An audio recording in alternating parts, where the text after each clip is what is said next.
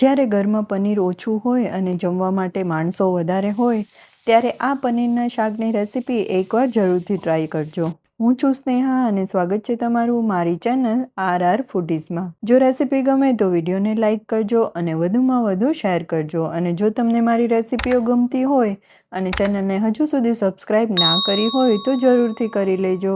ચાલો શરૂ કરીએ રેસીપી. સૌથી પહેલાં એક કઢાઈમાં 1 ચમચી જેટલું બટર ઉમેરી તેમાં 3 કળી જેટલું સમારેલું લસણ, આદુના ટુકડા, 1 મીડિયમ સાઇઝની સમારેલી ડુંગળી, 1 મીડિયમ કટ કરેલું ટમેટું, 2 નંગ સૂકા કાશ્મીરી લાલ મરચાં, 8 થી 10 કાજુ, 1 ચમચી મગજતરીના બી અને થોડી કોથમીરની દાંડી ઉમેરી બધું બટર સાથે મિક્સ કરી લઈએ. હવે સ્વાદ પ્રમાણે મીઠું ઉમેરી ટમેટાં સોફ્ટ થાય ત્યાં સુધી આપણે સાતળી લઈએ.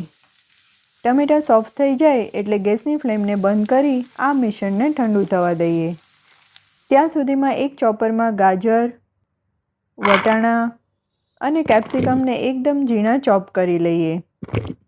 આ રીતે ચોપ કરેલા વેજીટેબલને આપણે ગ્રેવીમાં ઉમેરશું તો કોઈને ખબર પણ નહીં પડે કે આપણે વેજીટેબલ એડ કર્યા છે અને આપણી ગ્રેવી પણ ઘટ અને વધારે પ્રમાણમાં રેડી થશે.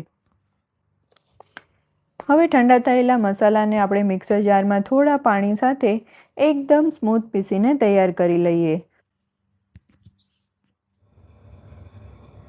તો જોઈ શકો છો ગ્રેવીનો કલર અને ક્રીમીનેસ કેટલી સરસ આવી છે. હવે સેમ પેનમાં 1 ચમચી જેટલું તેલ અને 1 ચમચી બટર ઉમેરી તેમાં અડધી ચમચી જેટલું જીરું સાથે ચોપ કરેલા વેજીટેબલને ઉમેરી બરાબર સાતળી લઈએ અને વેજીટેબલના ભાગનું મીઠું પણ ઉમેરી લઈએ. તો વેજીટેબલ સરસ સોફ્ટ થઈ જાય, બરાબર ચડી જાય ત્યાં સુધી આપણે તેને સાતળવાના છે. પછી તેમાં તૈયાર કરેલી ગ્રેવીને થોડા પાણી સાથે ઉમેરી મિક્સ કરી લઈએ. તો અહીંયા તમારે ગ્રેવી કેટલી ઘટ અને કેટલા પ્રમાણમાં જોઈએ છે એ પ્રમાણે પાણી ઉમેરવાનું. પછી તેમાં અડધી ચમચી જેટલો કિચન કિંગ મસાલો ઉમેરી આપણે મિક્સ કરીને ઢાંકીને 2 થી 3 મિનિટ માટે ચડવા દઈશું.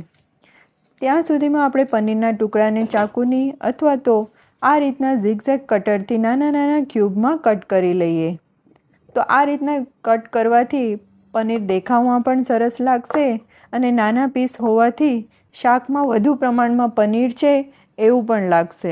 હવે ઢાંકણ ખોલીને જોઈએ તો ગ્રેવી રેડી છે અને તેમાં કસૂરી મેથીને આ રીતે હાથેથી ક્રશ કરીને ઉમેરીએ. સાથે જ પનીરના ટુકડા અને 2 થી 3 ચમચી જેટલું ફ્રેશ ક્રીમ ઉમેરીને મિક્સ કરી લઈએ. તો તમે ફ્રેશ ક્રીમની જગ્યાએ ઘરની મલાઈમાં 2 ચમચી જેટલા દૂધને ઉમેરી બરાબર મિક્સ કરી તેને ગ્રેવીમાં ઉમેરી શકો છો. તો તૈયાર છે ઓછા પનીર સાથે આખા ઘર માટે સુપર ટેસ્ટી અને ક્રીમી એવું ગરમા ગરમ પનીરનું શાક, જેને તમે પરાઠા કે નાન સાથે સર્વ કરી શકો છો.